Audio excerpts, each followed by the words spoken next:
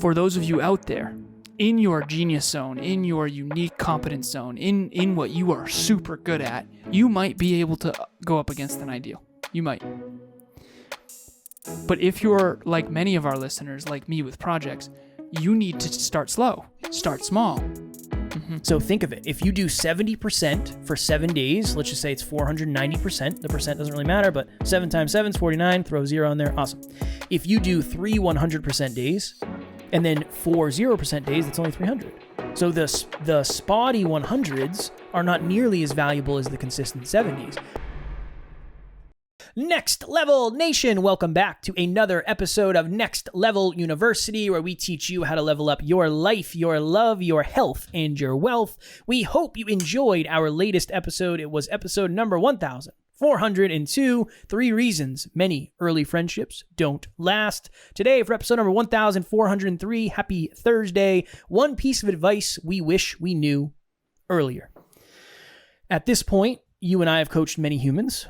I have coached many people in podcasting. You've done business and peak performance and lifestyle design, relationships, many different things. I have started to give one piece of advice to clients that I wish I was aware of earlier and I wish I practiced earlier. This is the advice I give. Tell them. I'll write 2 words on the Zoom whiteboard. I will write realistic and I will write ideal. Mm-hmm. And I'll say, what I'm going to tell you right meow is what would be ideal. What would be ideal for you is you would reach out to somebody every single day that's a potential client. You'd post on social media once a day. You'd post on your story 3 to 5 times. You'd reach out to a show to get on as a guest. Boom, boom, boom, boom, boom, boom, boom. That would be ideal. In an ideal world, you would be able to do that every single day for the rest of your life. Realistically, this is where I think we should start. I really think many of us, and we talked about this a little bit in a previous episode, but I do think many of us are convinced to complicate things. And we assume if we're not doing absolutely everything we should be doing, it's not worth doing at all. And I now, more than ever, think that if you can just do whatever the day's capabilities are, whatever the capability on the day is, you don't have to go to the gym for 2 hours. You can go to the gym for 15 minutes if that's all you can do. And if you go to the gym 15 minutes for 5 days in a row, then maybe you go for 20 minutes. Ideally, yes, you would drink a gallon of water, weigh yourself every day, go to the gym, track every calorie, and get 8 hours of sleep. Ideally, yes. Realistically, if you are a new parent, you might not get 8 hours of sleep. And maybe you don't get to the gym every single day. Maybe you work out in the basement for a half hour. And maybe you don't get the opportunity to weigh yourself because your crying baby wakes you up every day. And maybe you don't get the chance to drink a gallon of water. Maybe you have some Diet Coke. Ideal is, I think, a great thing to shoot for, but I don't think it's something that you should attach your self-worth to. The momentum and progress of doing something that is realistic is a great place to build self-worth. It's a great place to build self-trust. It's a great place to build momentum, to understand yourself at a deeper level, to get results that you may never have. If you have a perfection bias and you say, I'm a perfectionist and things need to be perfect, I would argue that you're waiting on ideal. And ideal most likely is never going to exist, and it's definitely not going to exist to start. That's what I would say to start this episode. When Emilia and I first started living together, I remember every single Sunday we would go to the whiteboard and we would write down all of the things we wanted to accomplish. That was the one day that we had house projects to do. And there's a lot of things that we want to move forward. And I remember I started after weeks of living together for the first time. I think it was probably a couple months in. And I said, sweetheart, we are overdoing this. I feel defeated at the end of every Sunday. And that's the one day where I would like to refill my cup. And she didn't realize this at the time, but what she was doing was always shooting for ideal, which quite frankly is part of the reason why she's become so extraordinary. I remember she told me this story about how in college, what she used to do when she got the syllabus. So Kev, you know what a syllabus is? Do you know what a syllabus is? Yeah. Okay, yeah. Sorry, I didn't mean to be patronizing right there. I was waiting to see where you'd go with that. Yeah. If I took my time. So she would get the syllabus and she would immediately take a piece of paper and block out everything that was a A+ or lower. And she would only look at what it takes for an A+. That's my girlfriend in a nutshell. She's amazing. One of the downsides of that can be constant hits to your self-worth, constant hits to your self-esteem. More importantly and more pragmatically, Emilia is constantly up against an ideal that is not possible. And I think that she has found a way to have the self-belief and self-worth to actually sustain that. But I wasn't playing at that level. And when we, especially not with house projects, I'm not house project man. I'm not necessarily, so I grew up, a lot of the listeners know this, electrical and computer engineering. When I was 11, I was building computers. I built my first computer, I think at like 11 or 12. I know the motherboard and I know the random access memory. I know the hard drive. I know all of it. I understand how it works together, software, operating system, blah, blah, blah. So tech always came natural to me. Plus I was into video games. And so the internet, all that kind of stuff always came naturally. House projects were never my jam. Cars were never my jam. I was not super mechanical. I certainly never focused on that. Fast forward. We have a home together. Luckily, it's a condo. And we have HOA fees where people take care of our lawn, and it's awesome. It's like the best thing ever. If you want to focus on just your career and not have to do any of the house projects, the condo is the way. It's the best thing in the entire world. Pick a good one. But anyways, here's my point. I was not capable of keeping up with her standards because she grew up in a family where they're very, very, very good at projects. They build things. They know how to fix cars. They know how to fix heating and cooling issues. They are amazing at building homes, all of it, you name it. And I'm not at all. I can build a computer, take it apart, put it back together. I cannot do that with homes. Here's my point. I basically said, sweetheart, I don't want to go to bed every night on Sunday feeling behind. I want to set the week up for success, actually get some R&R, and then start the week off for success. Now, when it comes to business, I am capable of constantly feeling behind. Kevin has been open and honest about how behind he constantly feels, trying to keep up with me in business. I understand. That's how I feel with house projects with her. Now, to bring this back to the listeners, there's this concept called the gap and the gain that I learned from, I believe it was his name's Dan Sullivan. And there's a book called The Gap and the Gain. And he talks about how the gap, living in the gap, is basically always benchmarking yourself up against an ideal that is impossible. And if you can do this, but only if you have insane self-belief and you are very hyper-conscious of how much your self-esteem will dwindle doing this. Your ideal that Kevin mentioned is essentially like sailing towards the horizon. You go 5 miles, 10 miles, 15 miles, 100 miles, the horizon is still just as far away. For me, that is motivating in business. That is motivating in fitness. That is keeping me engaged and ignited in those arenas that I'm competent in. In projects, no. So here's what we do now. We do this little triangle. We do 3 things together, 3 things individually. That's it. 9 things a day. 9 things per Sunday. Any more than that, I'm going to end up feeling like crap about myself. Now, for those of you out there, in your genius zone, in your unique competence zone, in what you are super good at, you might be able to go up against an ideal. You might. But if you're like many of our listeners, like me with projects, you need to start slow, start small. Get some momentum, start feeling good about yourself, start getting some certainty, some competence, some capabilities. And you need to be in what's called the gain. So the gap is this ideal you'll never hit, and it's a constant losing game. Lose. And yes, you're going to get farther than most people, but you're never going to feel good about it. The gain is the opposite. The gain is, okay, I'm going to take this decade and I'm going to break it down into this quarter.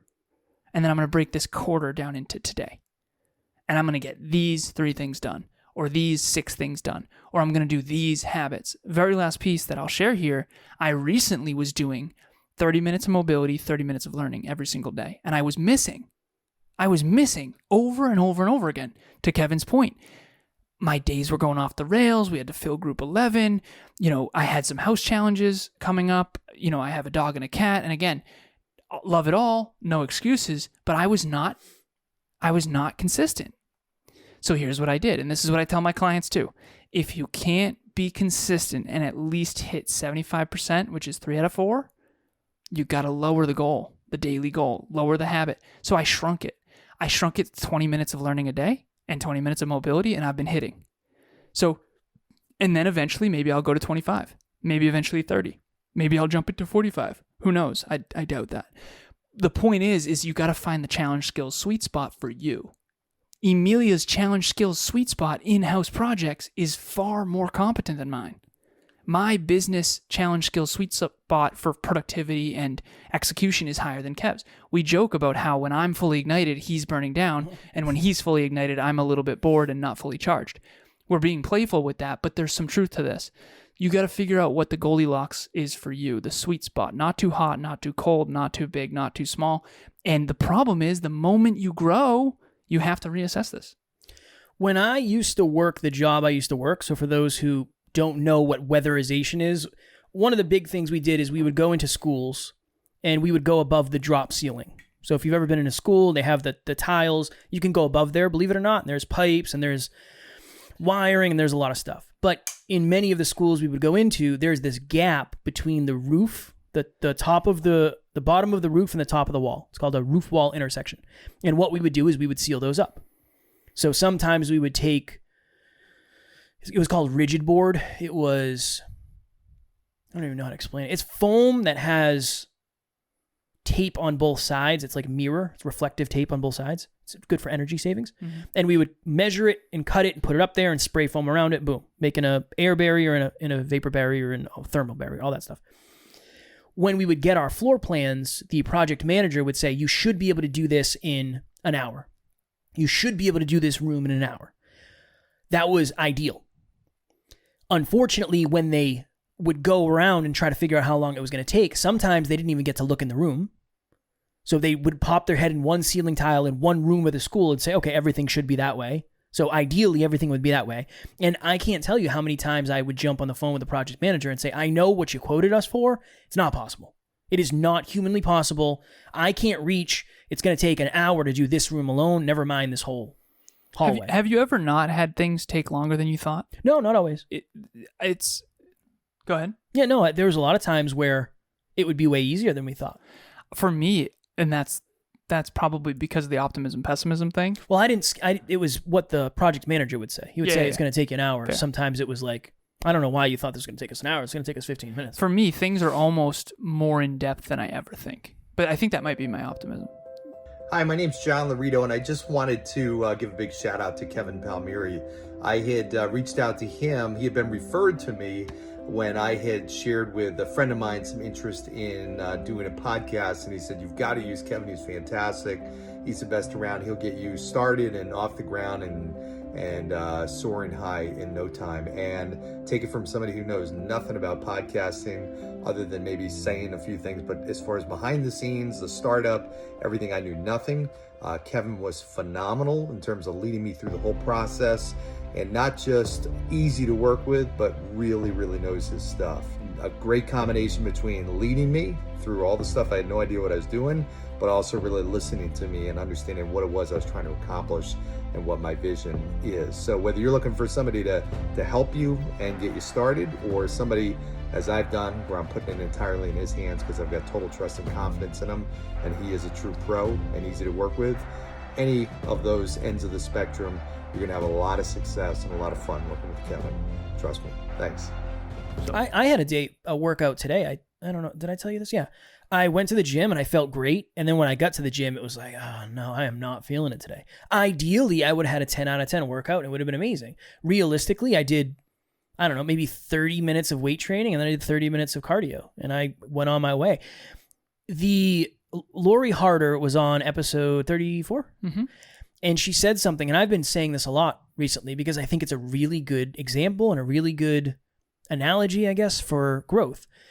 It's better to have consistent 70% days than spotty 100% days. Mm-hmm. So think of it. If you do 70% for 7 days, let's just say it's 490%. The percent doesn't really matter, but 7 times 7 is 49. Throw 0 on there. Awesome. If you do 3 100% days and then 4 0% days, that's only 300. So the spotty 100s are not nearly as valuable as the consistent 70s. That's really what this episode is about. Now imagine that 52 weeks a year for a decade. That's the compound effect. It's a different life. The other part of it is if you fall behind. So I can't, I just can't seem to do 30 minutes of mobility. I suck. So then you can it. Then you can't completely. Yeah, I've done that. I do 15. I do 15 minutes of mobility Nice. because 30 is not sustainable. Because it's getting done. Right now it's getting 15 done. is a million times better, infinitely better, quite 100%. frankly, than not like a 30 that never gets done. I'm getting flexy. I'm trying to. Are you, how many days in a row are you? Right now, 3. 3 days in a row. Yeah. Nice, see? Yeah. Big things start small. Yeah. You have anything else to say? I just dropped it to 20 minutes. I hope it works. I'm going to make it work.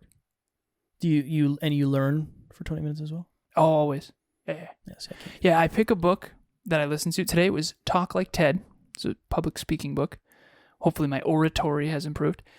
And then I listen to NLU as well in the morning. The best podcast ever. I would actually... Somebody said that. I do believe that to be I've true. heard somebody, actually, Who?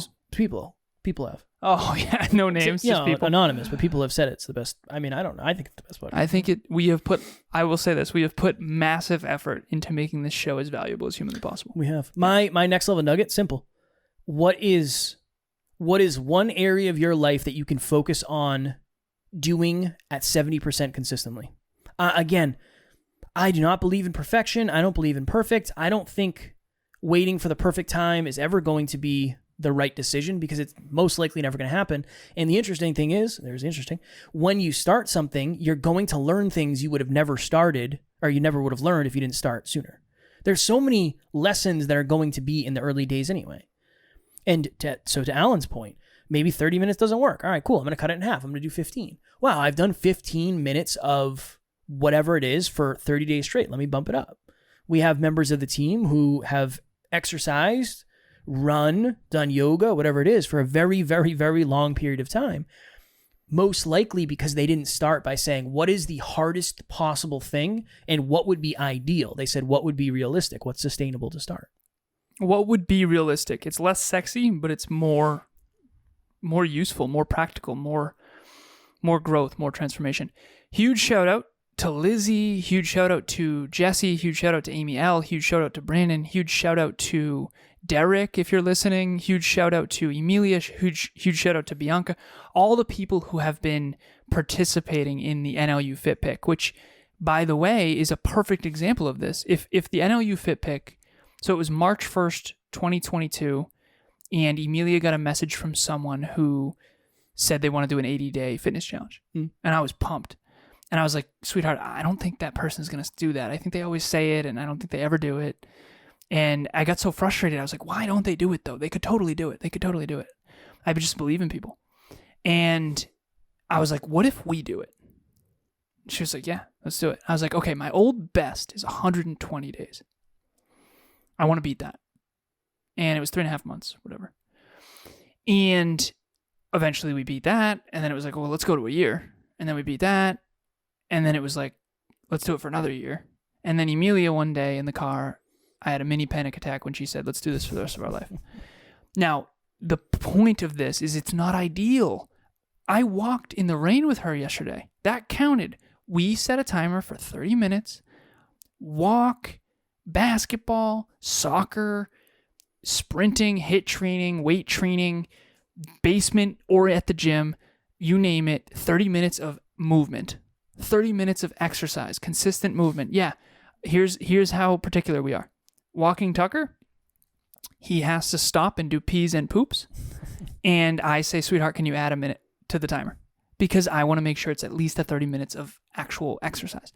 We are walking so slow, it's not a big deal. But if we said 3-hour workouts a day, it would be genuinely impossible.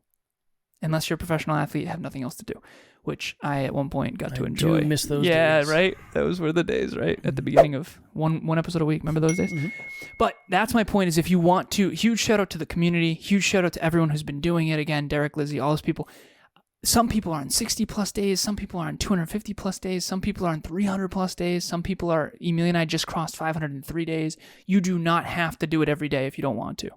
But if you do end up doing 30 minutes of exercise, please tag us and we will reshare it on our Instagrams. Tag myself, hashtag NLU FitPick. Strong work. Thank you, brother. Strong work. Make it easy. Make it sustainable. We did an episode a while ago. Alan and I had a vicious argument, not really, but we were arguing over the order of these: sustainability, consistency, improvement. And I said, sustainability has to be first. You have to have sustainability first, because if it's not sustainable, you can't do it consistently. That is well played. And I eventually concurred. you did concur. I'm doing this with podcast clients all the time. I don't want you to go get an expensive camera and an expensive mic. I want you to do whatever 70% is. Whatever's going to get you actually to show up. That. Because you will not continue to show up if you can't show up the first time. And that is always my main focus. That's why I coach many people very differently. I need to do this better, for sure. I think I overwhelm people. I've been overwhelmed by you in the past. I apologize for that. It's okay. Luckily, you have survived this long, and I will do better at finding what is... I jump to ideals. I think that is definitely a tendency that I have gotten better at, something that I'm going to do more. And if you're out there and you feel like that's you, and you jump to ideals, that is holding you back, for sure. The perfection thing... being thorough and double-checking your work and doing excellent work is not the same as jumping to the ideal, unachievable thing. That's not useful, not practical. I highly recommend getting uncomfortable and being like, you know what? Let me start with 20 minutes. And then you can always go to 40. Yes. You can always go up. Start small and build. The tortoise always wins. Next Level Nation, we had our first call in group number 11 last week, and it was the best welcoming call we have ever had. Everybody introduced themselves. We talked about what is one thing everybody should know about you, what is your one word for this entire experience. It was an amazing, amazing call. Alan and I What was yours? My one word was support. That was my one word. Mine was authentic. Authentic was yours. Do you remember all the other ones? No, probably not. No. Nope. But it was... some good ones. There were some really good ones. Amazing group of humans, an amazing experience. It's just a great group of people who want very similar things. Everybody in there is super vulnerable and very, very excited for this new opportunity. So if you wanted to get into group 11 and you couldn't because it got closed, please reach out to us. The website is not changed yet for group 12, but just please reach out. We can put your name on the waiting list, and then we can ping you when everything is set. With the discount code we can give you, it ends up being less than $97 a month. It is $96.60, I believe. Ooh, I've been saying less than 96. That's my bad. $96. Less than 97. Got it. For anyone who I did message about group 11 and you didn't get in, I apologize. I have not gotten back to you yet. I have yet to get back to my DMs for the last week or so. I will get back to you soon. Reach out. We have a promo code. Also, book club, for those of you who... book club was amazing on Saturday. Thank you to all the new book club members. And go to the website, click the landing page. You'll see book club. You'll see all the books we've already done. And there will be a little prompt there, first and last name, and then email, and just say, hey, I want to join book club. We'll sign you up. It'll get put on your calendar, and then you can join us. We are doing a new book. So the book has 2 chapters left, but we're ahead of schedule here to make sure everyone has time to go get their book. Here in Next Level Nation, if you're not in Next Level Nation, click that link in the show notes as well. We have a private Facebook group where I said a poll with 5 different books. So these are the options. Here we go. Limitless by Jim Quick, which is the one that Kevin voted for. I did. So don't vote for that one. Please do. High Performance Habits by Brendan Burchard. That's the one I voted for. So Please don't. Please vote for that one. I can see who votes for what. I'm kidding. Your Erroneous Zones by Dr. Wayne Dyer. Fire book. One of Kevin's first. I remember years and years and years ago, Kevin was like, what book should I read? I thought it was about sex. I thought it was your erogenous zones. Is honestly one of the reasons I picked it up, and then I found out it wasn't. No. It's about your errors in thinking. Indistractable by Nir Eyal, which we interviewed him twice on the podcast. That's correct. And then Peak Performance by Brad Stulberg, which we actually were going to interview him, and then he wanted to plug his other book, which we were like, no, we want Peak Performance. So those are the 5 options. I hope that you vote. Next Level Nation will be linked in the show notes. Tomorrow for episode number 1404, one of the reasons vulnerability is so hard. We try to be very vulnerable. We try to be authentic. We try to be transparent, but we have done this many, many times. So it probably could seem a little bit easier for us, but we are going to share one of the reasons why it is so challenging. As always, we love you. We appreciate you. Grateful for each and every one of you. And at NLU, we do not have fans. We have family. We will talk to you all tomorrow. Think realistically and move forward. Next Level Nation.